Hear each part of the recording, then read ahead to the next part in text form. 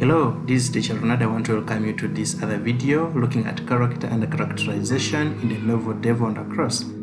Previously, we have looked at introduction to A-level literature and also introduction to Devil on the Cross as a novel. I've also looked at another video talking about the detailed analysis of the title Devil on the Cross. The other series talking about character and characterization in the novel Devil on the Cross, but it talks particularly about Jacinta Waringa, our major character of the novel Devil on the Cross. In this one, we're going to continue with character and characterization, but still looking at Devil on the Cross, focusing on other characters like Wangari and others that we're going to look at in this very clip. I want my learners today to prepare themselves with at least a pen and a book. Get your notebook and get your pen. We're going to have much more things to write in here, for not everything is portrayed. Please enjoy.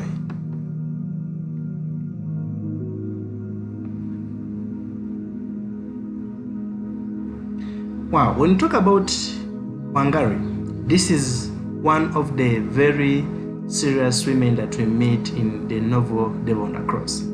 First of all, she's introduced to us readers when she enters Mwaura's Matatu Matata Matamu T4333 as a woman who is wearing a kitenge upper garment that covered a sisal basket she was carrying. She wore no shoes. When we read this, the very first thing that comes to our mind, we see a peasant woman, a poor woman. She has no shoes. That is the very first thing that we have to look at. And then too, she's putting on a kitenge upper garment. These are always characteristics of women that are coming from up country, people from villages, and then also covering a sisal basket. Traditionally, this is actually one of the most expensive shopping baskets in Africa that both women carry to the markets and the back. So when we look at this, we're also looking at a woman who is totally African. But then when we look at having no shoes, we just anticipate this is a woman that is really going through a lot of poverty. She's supposed to be a peasant in one way or the other. First and foremost, Wangari is a woman we can say exemplifies the conscientization of the peasant and the poor particularly. In all her talks with the people in the Matatu, we realize that she is so much concerned about the position of the poor and the peasants. When we talk about exemplifying the conscientization of the peasant and the poor, we're talking about someone who wakes up to question his or her position, especially in the religious, in the political, in the cultural, and in the social and economic aspects of the society. A person who wakes up to demand to stand somewhere as far as the leadership of the country, as far as the social aspects and the economic aspects, both financial and also political, are concerned. A woman or a person or a man who is not going to stand and look on as things are happening. So in all the talks that we look at, that we listen to from Wangari, especially as she talks to the people in the Matatu, we see her as a woman who is standing to defend especially the poor.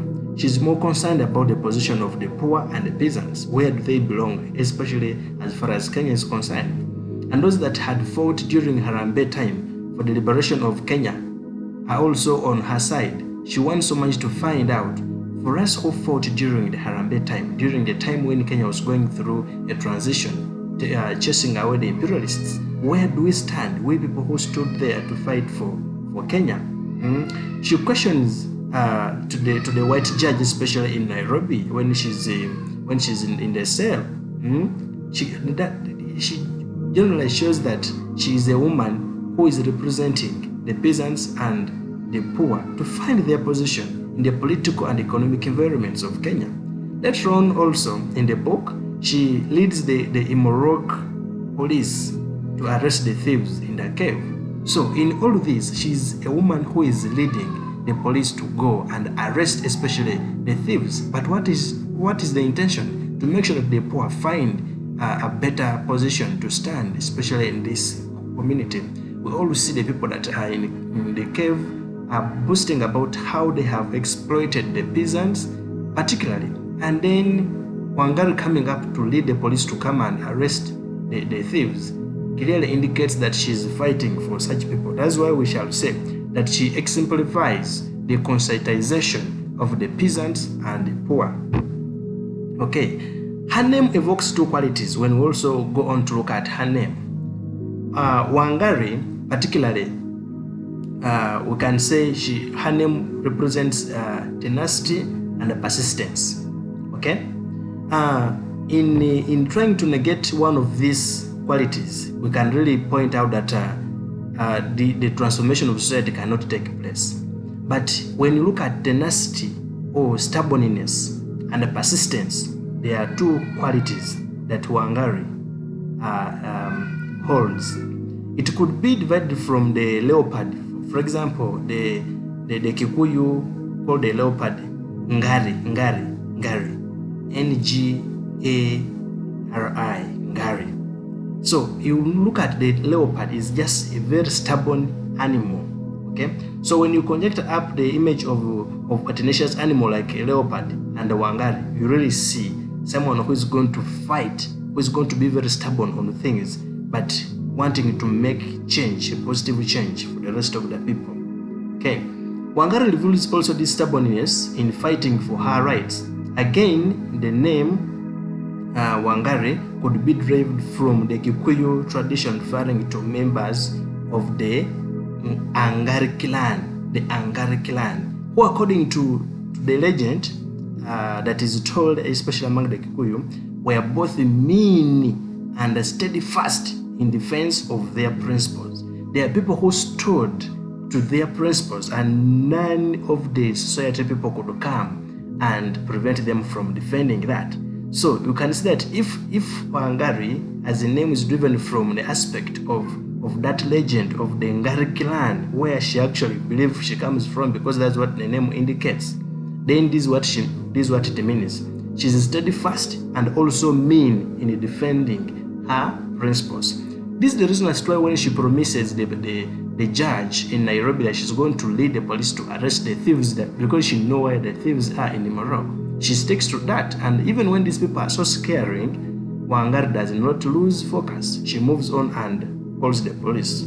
Okay, this steady fastness, we can say that it can reinforce the stubbornness, the tenacity that has already been referred to in the explanations that we have talked about above. In the novel, Wangari also displays both qualities, especially when she stands against the white rule in the court.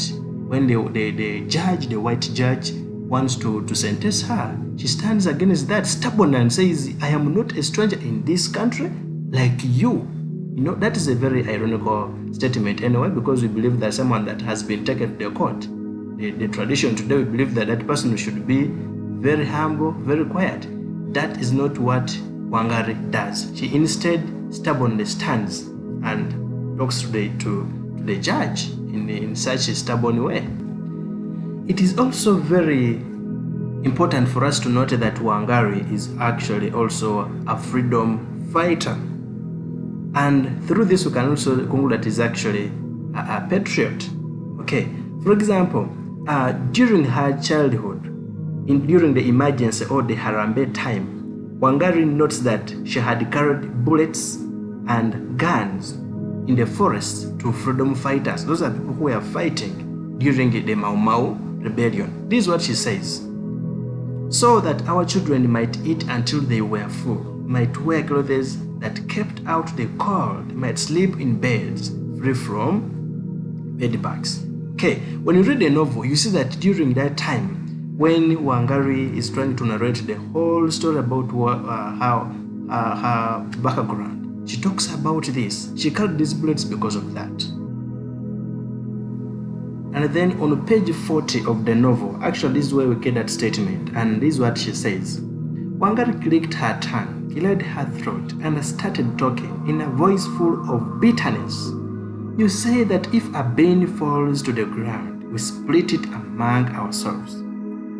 That we shed blood because of the great movement that belonged to us, the people of Kenya, Mau Mau, the people's movement, so that our children might eat until they were full, might wear clothes that kept out the cold, might sleep in beds free from bedbugs, that our children should learn the art of producing wealth for our people. Tell me this. Who but a fool, a traitor, would not have sacrificed his own blood for these glorious aims? I, the Wangari you see before you, was a small girl then, but these legs have carried many bullets and many guns to our fighters in the forest, and I was not afraid. Now, this very statement, beyond explaining the fact that Wangari is a freedom fighter, can also explain her aspect of being a patriot, a person who loves her country, that will stand to fight and will not be afraid of anything.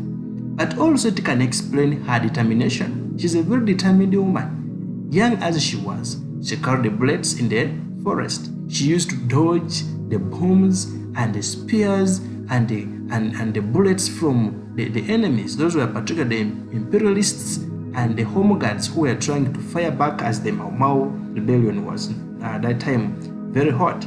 So that explains her aspect of being a freedom fighter, a patriot, and also being very determined. Okay, to continue explaining about the same matter, we can say that she is determined to collect the Imoroko police also in the same aspect of being a freedom fighter. The Imoroko police is to arrest the thieves in the cave. The people, particularly whose force of drive as they communicate, as they're in the cave, as they brag, Wangari does not understand until the police instead arrest her. So when she says that there are things that are happening in my country that I don't understand, the things that whose movement is actually vague, she has to look for solutions, and the solution is to get the police and then arrest them. Ironically, however, she's the one who is arrested. But even when she's arrested, the narrator describes her as a strong-willed woman who, as she is being led out of the cave when she brings in the police, she still sings songs of freedom. That is actually an aspect that explains a lot of her determination and her strong willness. Okay, but even when the fate had turned against Wangari, she does not display any fear. She merely asks in a voice that is quite steady. So, you the police force are the servants of one class only? So you see that she still stands to fight for the other class, the class which she belongs to, the class of peasants, the class of the poor. That's why she stands and asks a question to the police. Does it mean that you people serve only one class? Okay? It is very funny anyway, but that's what happens actually. That ironically the police arrest Wangari. Now, just like Waringa, Wangari is also a victim of the claws of neocolonialism and the betrayal from her Kenyan leadership. In the time of Harambee or the Mau Mau, she participates to free Kenya from the hands of imperialists, hoping that she and other Kenyans, especially of her caliber, would enjoy the fruits of independence. However, it dawns onto her that the fruits she fought for are either not there at all or are very bitter to bite. She loses her land to a bank. For example, in her background, as we meet her in the very first sessions as she's interacting with the people in the matatu, we realize that she had lost her land to the bank for failing to pay back the loan, even when the conditions actually determined that she loses the cow that she had bought. When she picks up the courage to say, okay, let me go to Nairobi and I'm very sure I'm going to get a job. This is the country that we fought for and what we fought for must be there. I have to get a job. She is detained after a long time roaming on the streets of Kenya looking for a job. She realized that she has actually come to the same shop she had come before without knowing. So all of this is the devil of imperialists that have come back to rule the country indirectly. Actually, that is now what you can call neo-colonialism. When we begin explaining the themes, we're going to look at that. Even at the end of the novel, Wangari suffers from the same victimization. She cannot fight the system that has got strong roots in the country. She is implicated and put in jail. That even when she has to put in effort to bring the police to fight, to strike, nothing can be done because the system has really taken root. And the question would be, why did I, as Wangari, fight for independence? It is very funny anyway. So if we explain the aspect of being a patriot, you can see that all that Wangari does is actually to make sure that the country is free from imperialism, the country is free from neo-colonialism, either using the agents in Africa or even the whites come back directly. And also, she makes sure that she carries bullets to supply the fighters during the rebellion. Okay, that can explain her being a patriot, her being determined, her being a freedom fighter, but above all, that is the class that she belongs to. She's actually just a peasant. Okay, the next character we have to look at in Devil on the Cross is actually Robin Mwaura.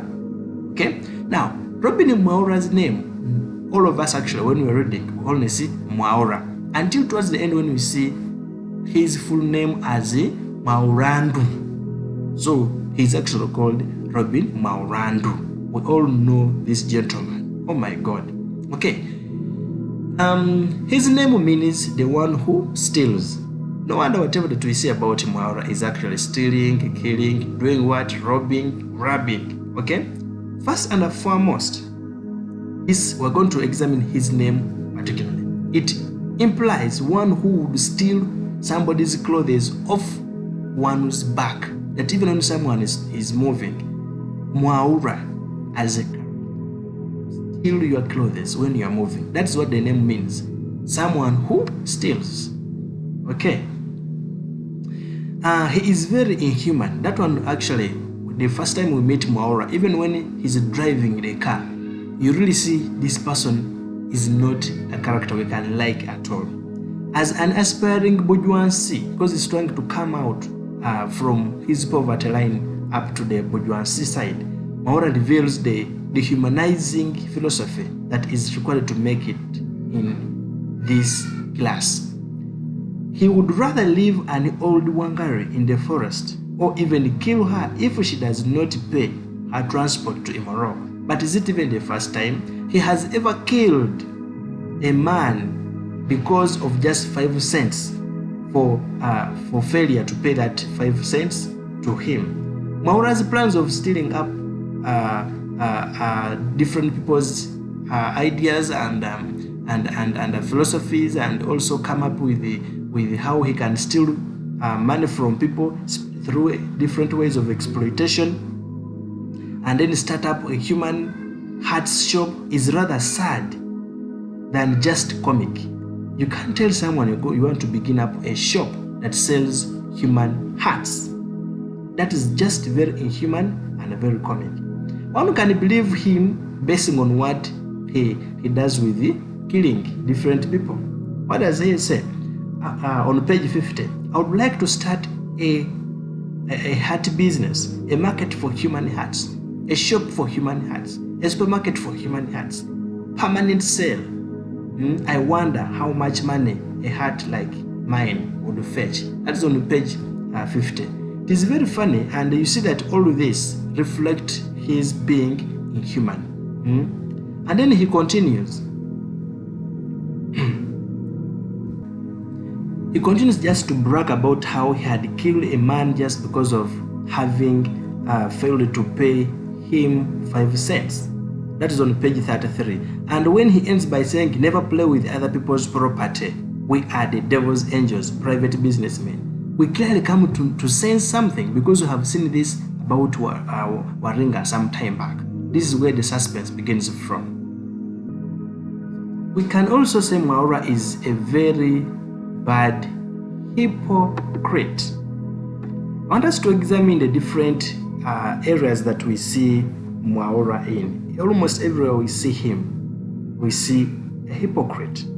There is something that is very casual and indifferent about Mwaura's approach to especially human life, which emphasizes the Mwaura thing. When we talk about the Mwaura thing, we're talking about one who steals. It is something that he owns alone and may be reflected in his name. To begin with, he kills even fellow Kenyans quite casually, as if he were actually taking back life that he formerly belonged to him, and therefore he doesn't have to mind about it. Now, the examples from the emergency when Mwaura was, for example, a home guard illustrates this. This is what it says actually on page 194. That is a job Mwaura has often undertaken. He started during the emergency. In those days, he was a very cruel home guard. He used to work with a killer squad led by the European nicknamed Nyakwiku, who used to terrorize people in the Rift Valley. But before he joined Nyangwichu, he worked with another killer squad led by Kimenderi. Remember, we know someone called Kimenderi, and this one actually is among the very notorious competitors of among the thieves in their cave. And we are told that at the end, it is very possible that is the one who wins the crown. Killer squad led by Kimendere, the very man who is singing his own praises right now. Mwaura used to get 5 shillings for the head of every Mau Mau follower that he killed. Mwaura would scout the villages at night. Only women, children, younger men, young girls, old men, Mwaura did not mind. You can just imagine that this is a man who kills every person without any concern, whether this person is a woman, whether this person is a young boy or girl, whether this person is old. He didn't mind anything. This is very funny, of course, about Mwaura, and that one explains a lot about being a hypocrite. We expect that Mwaura, being a Kenyan, should protect fellow Kenyans, but the fact that he comes on board to kill fellow Kenyans just to be paid 5 cents for every head that he kills, for the person that he kills, just to be supporting the white or the imperialists, is actually too much hypocrisy or betrayal on the side of fellow Kenyans. Okay, Mwaura also represents the pro-colonial type of people in Kenya.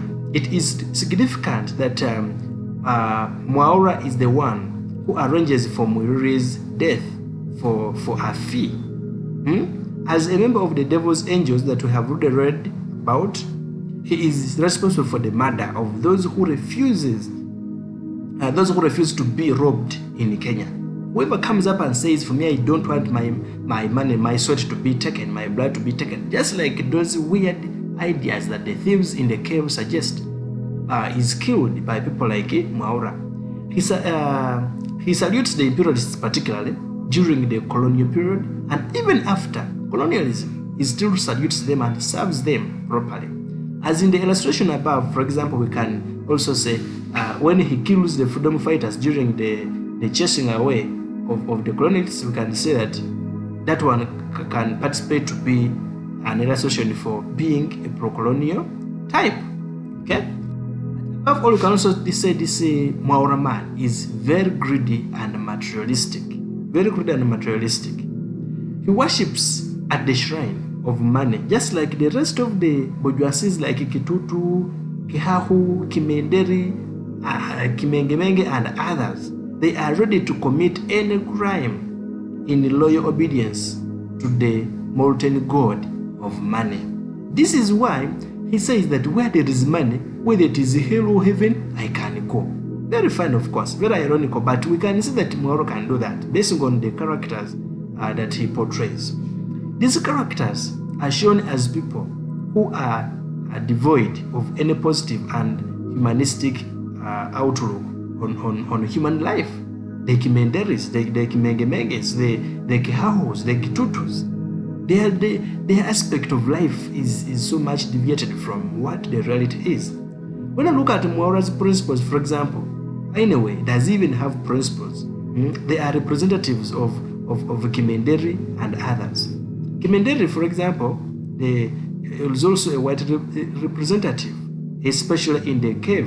The master of ceremonies all agreed to have Mwireri pay with his life for his denial to involve with the whites in exploiting Kenya and the whole population of Kenya. So you can see that Mwaura, who agrees to take orders from Kimenderi on behalf of the whites to kill Mwireri and Mukiraai, you can see that these people are actually they are very greedy and materialistic. All this they are doing is because Kimenderi, for example, may want to receive different kind of materials from the whites. The same thing that Mwaura wants to get from Kimenderi in return for killing Mwireri and Mukiraai. Okay, Mwaura's killing of a man for just 5 cents and his rude action at Wangari, especially when he wants to leave her in the forest, is also another good illustration of greed and materialism. You cannot, as a human being, surely offer to have someone killed simply because of money that is as less as that. Okay. This man is also very selfish. We can look at, for example, when she says, as for me, I would sell my own mother if I thought she would fetch a good price.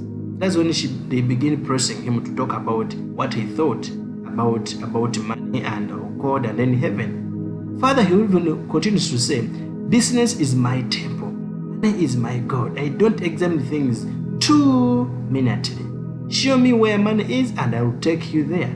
This desire to make money excludes any moral scruples, and it is the definition and the characteristic of the bourgeoisies in the novel, and of course Mwaura is part. It is due to this that they even sold their motherland to colonialism and then back to neocolonialism. Okay, and it is for this same reason that they continue to sell it into the different other evils like exploitation, themselves exploiting fellow Kenyans. All this is meant to ensure individual gain and therefore greed and materialism and also selfishness. Okay, these characters are naturally unwilling to, especially socialism, for their individual desire, especially capitalism. When we begin looking at the capitalism and socialism aspect of Ngugi wa Thiong'o's novel, we shall be analyzing that in detail. Okay, it is also very important to note that this Mwaura gentleman is also very opportunistic, and especially this one is portrayed towards the end of the novel. The area when Mwaura tries to enter the competition by betraying Muturi and Wangari, especially by telling the audience and the master of ceremony and the rest of the people in the cave about the intentions of Muturi and Mwaura, is the moment readers feel bitter hatred for him. After talking to Gaturia, he also asks for his opinion to enter the competition which he has already decided to enter. So the fact that he betrays the two just to get an opportunity to be allowed to be seen that he's also around to enter the competition is enough to explain that he is so opportunistic. And his aspect of opportunism actually begins right from when he's in the car driving. He wants to so much follow these people and see where they are going, and of course that's the time when he also gets a card. So he is also actually very, very opportunistic. Okay. And now the next character we should be looking at is now Mwireri wa Mukiraai. This is the very person that at the beginning we know as the man in dark glasses. And we're all surprised. Who could this person be? What is he doing here? How come others are talking and for him he does not talk? So the first time we meet Mwireri is in actually Mwaura's matatu. He enters while he's hurrying, but when he reaches there, he doesn't say anything. He is described as the man with dark glasses. He remains silent almost throughout the whole journey until later, when Gaturi and Wangari show their invitation cards to the devil's feast. That's when he comes out and has to suggest something. But he only speaks to rubbish what they have as fake cards and gives them the right invitation cards. Actually, when we begin talking about character roles, we shall be looking at him as a person who plays a very big role for Wangari and Waringa and the rest of the members to enter the cave. Otherwise, they wouldn't have entered because the one who gives them the right cards. Although, this is the very aspect that our Mwaura uses to criticize him in the cave, and that's why actually, among other reasons, Mukira is killed. Now, let us look at what Mwireri means. Mwireri, as a name, means the one who brings himself up. That's what it means. The one who brings himself up. Opposed in one respect to the foreign bourgeoisie is a national bourgeoisie, which in Devon Cross is represented by Mukiraai. When you look at the rest of the bourgeoisies, the people who are struggling to exploit Kenya and the Kenyan masses, all of them are basing on getting the support, getting ideas, getting materials from the whites. But Mwireri is this national bourgeoisie. If we talk about people who are patriotic, this is Mwireri, who is willing to exploit the masses, exploit Kenya in whatever way he can, but doing it at the level of national, not international. He wants it to be within the country. Okay, Mukiraai is an example of a nationalist. In one way or the other, Mwireri can be characterized as being a nationalist or a patriot in one way or the other. And this is what we can say about him. He believes in national theft, yes, the theft and robbery of nationals of a given country who steal from their own people and consume their plunder right there in the country itself. That's what he actually says. And he continues arguing against foreign domination in national theft. Says, why? Why should we have non-nationals in our country exploiting our own people, exploiting us? He believes in this theft, but he thinks, no, it should be us exploiting our own country and our own people. In this sense, therefore, he becomes the nationalist, a patriot who seeks to build up a national capital stock for the development of his own country. This desire, for example, is self-supporting, and self-supporting may be what we can call theft. He is captured in Mwireri's name, which means the one who brings himself up. So when you talk about someone meaning the one who brings himself up, this is Mwireri. He wants to make sure that no, we are not going to base on whites, on imperialists to bring ourselves up. He suggests that yes, I believe in exploitation, but let's exploit ourselves, our own country. And in such doing, we can say he is actually a patriot. He wants to build up the national capital. What does he say? We the national experts in theft and robbery should not join hands with foreigners to help them to seize our national wealth and carry it back to their own countries, leaving us only a few crumbs, the price of the heritage they have taken from us. So you can see that even when this is the time when Mukira is looked at as a betrayer to these whites, he's actually trying to show that he's a nationalist, a patriot. Okay, that's what actually he says. That's what we have just read that is in the book. Okay, so even when this gentleman is exploitative, his idea, even if it is of building a national capital stock by exploiting the local people, has the net result that there is no substantial improvement in the people's material life. Why? Whatever that he's suggesting should be done is at individual level. Okay? So as such, it compares with that of the foreign bourgeoisies in terms of results, because all of them are going to look up at exploitation, selfishness, suffering on the side of the peasants. Let us not see where he stands for as a person in rags. Peasants, for example, are not catered for. In his ideas of exploiting the people of Kenya, he doesn't include how peasants will benefit. Okay, so we can conclude by saying he's actually the same as the people that the rest of the people, like whites and the Kimenders and the Kimengemenges.